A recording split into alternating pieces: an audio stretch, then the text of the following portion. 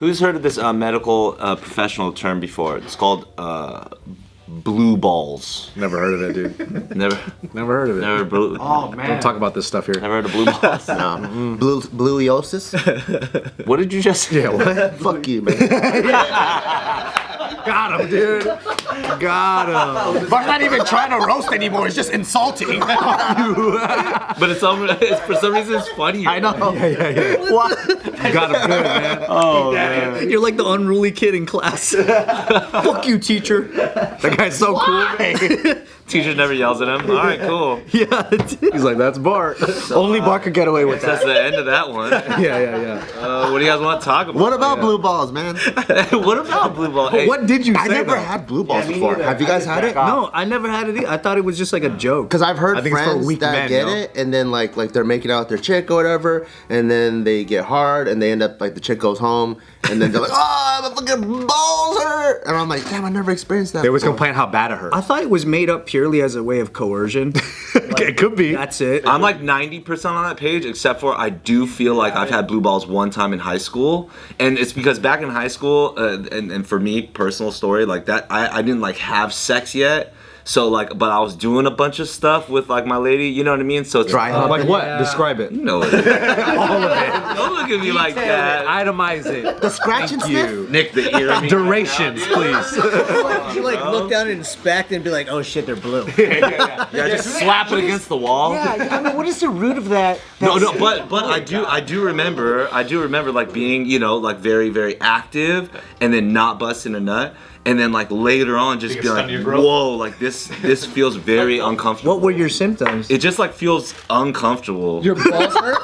That's it? Your balls just hurt. It's like you need to get something out. But, Could you walk? Is it like debilitating? Could you walk? I could walk. It's just really uncomfortable. You know, it's like when you have to like take a shit or something like that, right? There's just an internal discomfort that doesn't necessarily like impair your So the ability to pressure do is stuff. building. Yeah. He had a pressure build. Yeah, I had a pressure build. Did you release that pressure eventually? Absolutely, by myself. Thank you. Only guy who can rely on himself. As a real man should, I think. Did it improve your dancing is what we want to know. I wasn't dancing in high school. Anyway, spiteful when you did. Point is though, that a sex expert does explain why blue balls isn't an actual thing. It's mental, right? It's actually a lot more of what Ryan's hinting at. Coercion. That's what this sex expert is saying. I bet that's true. I mean, what makes you a sex expert? Like, you fuck a lot? Who, me personally? No, I mean, Or if you watch people have sex a lot, does that make you a sex expert? I mean, Like I study the tape. Like I have the red line. all the I think that's fair. I think that'll make us all sex experts. Sexpert? A sexpert. Yeah. But wait, was this Lots of research. sexpert a male or female? What do you think this? His name is Nadia. His name is Nadia. Then how the fuck would she know? I mean, I've never experienced it, but that's fucking woman-splaining, She isn't it? has to come up with an Unless explanation she's a for that. fucking doctor or something. Is she measuring blue balls? Wouldn't that be really great if, like, after watching so much porn, Pornhub just sends you a plaque the way YouTube sends you, like, a... That'd be they'll sick. be like, you are now a sex expert. You got the platinum button. Yeah. You get a platinum Pornhub. We've been monitoring you through your webcam, and you visited the site 100,000. You know what you're doing at this point, man. You know what you're doing. Damn it, I should have erased all my cookies. I would have had a plaque by now. Confetti blows up on your screen. It says, congratulations. Fucking incognito mode ruined my chances. I have at least 1 million views on incognito mode. So, damn. All right, so this sex expert, Nadia Bakodi, has been dropping these truth bombs about blue balls, saying that men will sometimes claim they are suffering from the affliction when they are denied sexual pleasure that amounts to a climax. That's the most eloquent way of putting that. Well, you said coercion. That's a pretty good word. I always thought guys just said it to get girls to finish the job. They're like, oh, come on, babe, don't give me blue balls. Pretty poetic. I never said that. And you know what's interesting too? The only time I ever heard about blue balls was in high school. Yeah, it's like I guys never talking about hear it past high school. That's because you getting it. You know what I'm saying? You know me, man. You know me. You having sex, bro. Nah, but I think that is a myth. That is probably a myth. I be having sex, dude. This is a guy who has sex. Who's doing it, this guy? It's like a Bruce Lee villain with the suspenders. You know me, man. Every time I heard of people talking about like blue balls, though, there'll be like a group of guys that would agree, like, oh yeah, man, it hurts so bad. Oh yeah, me too. What type of Yeah, they do that shit. Man, it's so hurt. And I'm just like, y'all got weak dicks, man. That's so weak. I never had a blue ball. What is that? Yeah, I never had blue balls. I don't have no weak dick. This guy. After he like shared his story.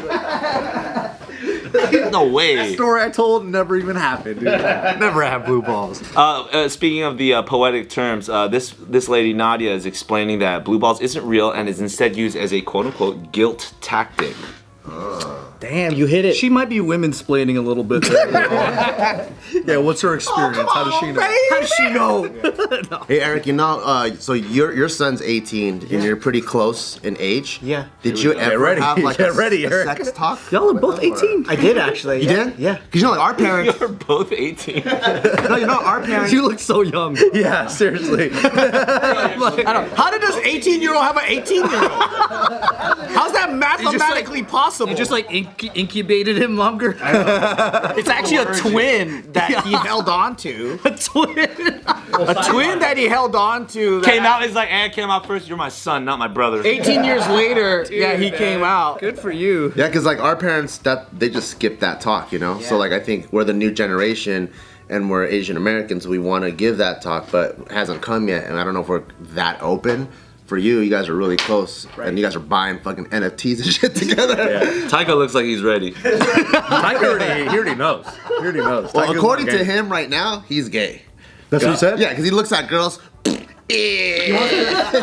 Not only that, he's ancestral. He's sexual. Because I asked him who he wanted to marry, and he goes, ew, not a girl. I want to marry my cousin, which is this You gotta try it all out, yo. You gotta try it all your out. boy cousin? These are the signs. Two of them?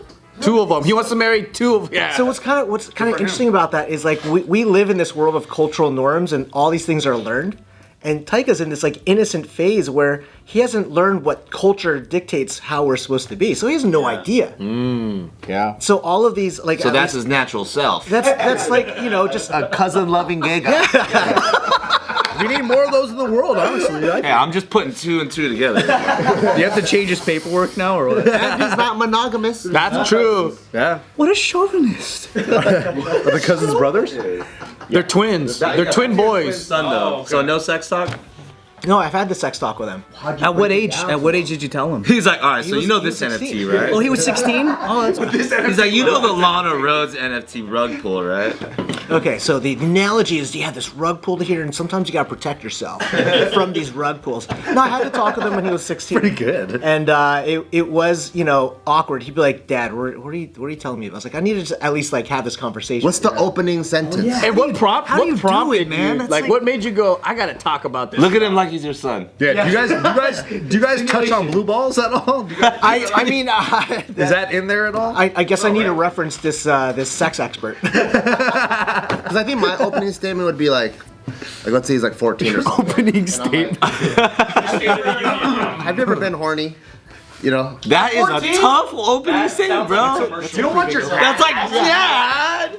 Yeah, you don't want your dad asking for 14? Or 12? I don't That's an know. extends commercial. First start having fucking... If they have my genetics, they're fucking beating off at like 10. I think the opening statement's got to be like relative to him. It's like, so I was on your computer and I saw some stuff. Let's talk about it. That's good. What is this grinder? And why are you using your PC for it? Stop being such a weird kid. Use your phone. Don't use the desktop version. What are you crazy? Are you gonna kill people? What are you hacking it? Yeah, how did you break it to him? So he met a girl online. They were playing Fortnite or something like that, and they started having like an online relationship. And then I was like, hey, you know, like I know it's virtual and she's overseas, but we should at least have this conversation. Don't send your dick pic, boy. Yeah, you don't want to put that shit out there because if you want to, you know, who knows what A job. A job, right? Who knows what's his name is? Yeah. So I just basically said, hey, you know, like we should have this conversation. Let's sit down. And it started off awkward. And I was just telling him, hey, you know, if you want to go sleep with a girl, it's totally cool. I'm okay with it. just use protection. Here's some condoms, things like that. That's tight. Was he receptive? He's get out of here, lame dad. He was like the whole time. He's like, okay, Dad, this is the most awkward conversation ever. But he was there, he was present for it. Yeah, he's probably like, this is so weird. Can you just leave him there? Just leave him there. What are the first steps? What should I do? But I think it's important to have that communication because, like, you're right. Like, my parents never said anything like that, never explained anything like that. So, like, when I got to the age of being sexually active, I had no idea what was going on. My mom just said, I hope you're not buying hookers. Oh my God. She knows her son. They're my friends from high school. They're not hookers? Yeah, where are you buying hookers from? Buying hookers. Did mom watch a lot of cops? I was like, what? That's so funny.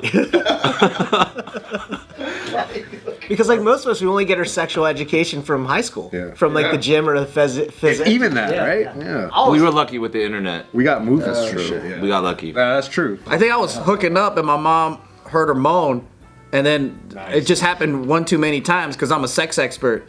And then so she's like, I hope you're not buying hookers. And I'm like, no, we're like together. Because I think she would understand that. You should have been like, she's paying for me. Ooh, flip it on her. I think first gen internet generation, like, that's pretty fucked up to learn about sex that way. Dude, all I remember, I don't know how old you guys are, but when I was younger, we had, the only way we could download porn is through BBSs. So you had to do dial-up, when you like use the modem, it makes all that weird screechy noises, and the moment somebody picks up the phone, your connection's over. Yeah. So you'd go onto like these BBSs, dial into somebody's house, and download these JPEGs of porn. And then your parents would pick up the phone and make a call, and you'd only have half the picture, so you're beating off to like just this headshot here.